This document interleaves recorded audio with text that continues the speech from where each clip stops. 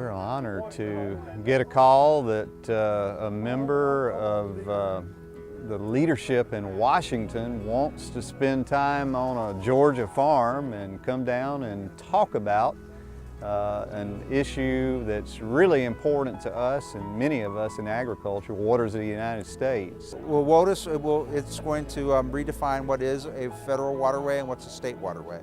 And it will allow individual people to stand on their property and be able to tell for themselves whether or not they have a water of the U.S. without hiring an outside consultant. You know, a lot of times you'd have to hire a consultant that would take weeks or months.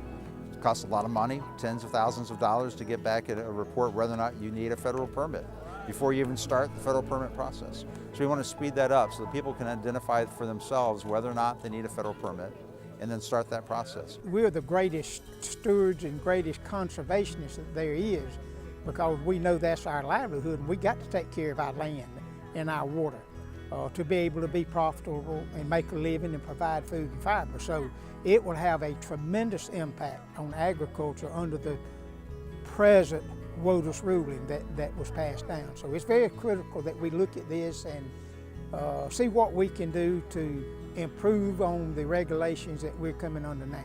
This farm does not have any well water whatsoever by design. All the beds are shaped to capture runoff water.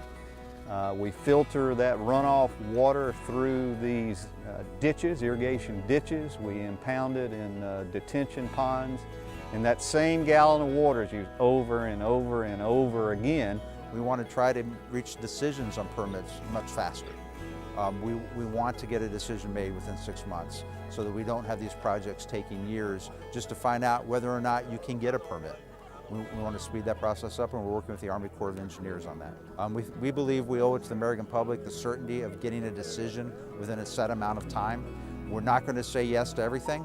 We're going to take a look at it. If the permit makes sense, if it's good to move forward, we'll move forward with it. But we don't want people to hang out there for months or even years. NRCS, FSA officers and all, to come under one umbrella so we can get one individual, one organization that can tell us, one entity that can tell us what we can and cannot do. Because now you can comply with one entity, and then there'll be 10 more that tells you cannot. So we need to get on the same page where we'll know what we can do. It shows that there's interest and that they care and they're listening.